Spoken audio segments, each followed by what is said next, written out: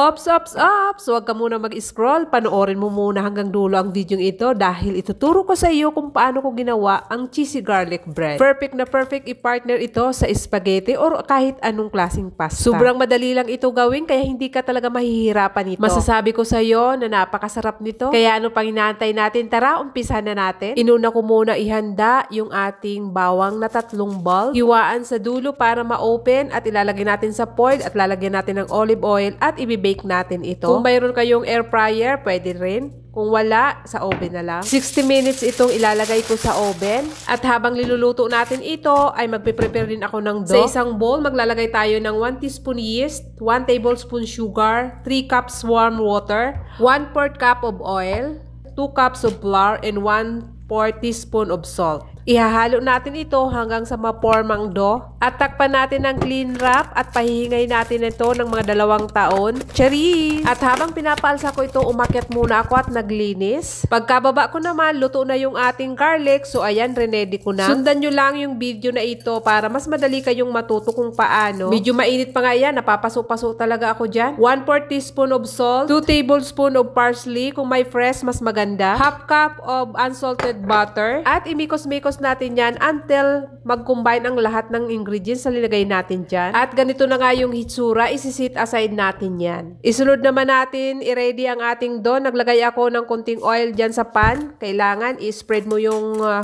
oil para hindi magdikit ang ating dough mamaya pag lulutuin na natin. At sunod naman, ilagay na natin yung ating dough. Ipaplatin natin dyan. Kanina kasi namumroblema ako kung anong ipapartner ko sa spaghetti. Buti na lang pumasok agad to sa isip ko. Sabi ko, itry ko nga ito. At ayun na nga, nagustuhan din ni Amo. Sabi ko nga sa kanya, first time ko yan, bagong recipe ko naman yan. Masarap daw pati yung spaghetti kasi ang ginagawa kong spaghetti yung Filipino style. The best naman talaga yung spaghetti natin sa Pilipinas, di ba? Yung sa kanilang way kasi pagluto ng spaghetti, hindi masarap. Pero kung lagi mong kinakain, wala ka ng choice, masasarapan ka na rin. Charis! Ilalagay na natin yung ating toppings, yung butter, parsley, garlic, and salt. I-spread natin yan dyan sa ibabaw. At pag natikman mo to, nako, makakalimutan mo yung asawa mo. Charis! At pagkatapos, lalagyan natin ng maraming cheese para mas masarap, para mas malasa ang ating cheesy garlic bread. Kaya nga tinawag na cheesy.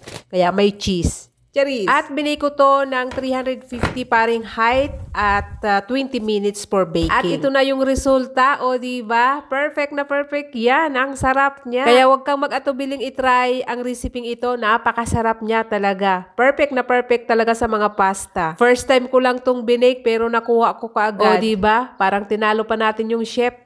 Charis! Huwag tayong matakot mag-try ng isang bagay kasi kung hindi natin i-try, hindi na tayo matututo. Ganun! O siya, hanggang dito na lang ang ating video. Thank you for watching!